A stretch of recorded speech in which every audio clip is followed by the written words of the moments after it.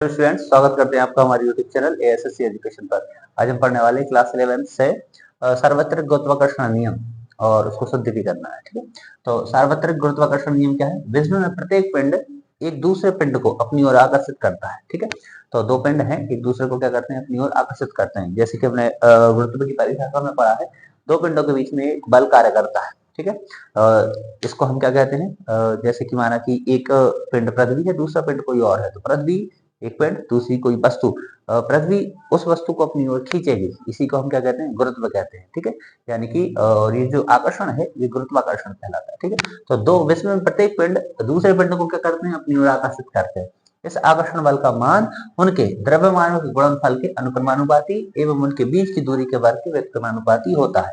अब माना कि ए और बी दो पिंड हैं जिनके मध्य लगने वाला आकर्षण बल क्या है? एफ है।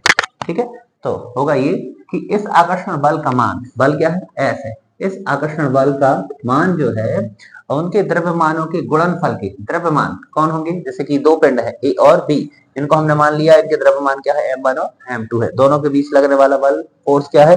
F है। और द्रव्यमान जो है, द्रव्यमान होते हैं m1 और m2। ठीक है, तो आकर्षण बल का जो मान है द्रव्यमानों के गुणनफल के, यानी कि m1 इंटू m2, इनका गुणनफल, द्रव्यमानों का गुणनफल के कैसा है? ये अनुक्रमानुपाती, यानी कि आकर्षण बल का मान उन पिंडों के द्रव्यमानों के गुणनफल के अनुक्रमानुपाती होता है। यानी कि ये हो गया फर्स्ट इक्वेशन। और दूसरा क्या है?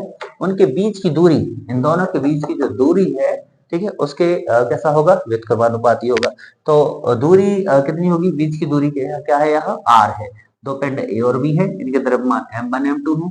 तो पहला जो इसकी जो कंडीशन है, इस आकर्षण बल का मान इनके द्रव्यमानों के गुणनफल के अनुक्रमानुपाती एवं उनके बीच की दूरी के वर्ग के व्युत्क्रमानुपाती होता है। तो F यानी कि बल जो है व्युत्क्रमानुपाती है दूरी के वर्ग के। व्युत्क्रम मतलब कि इसको कैसा लिखेंगे? उल्टा। तो दो इक्वेशन हो गए। ठीक है, समीकरण 1 व 2 से।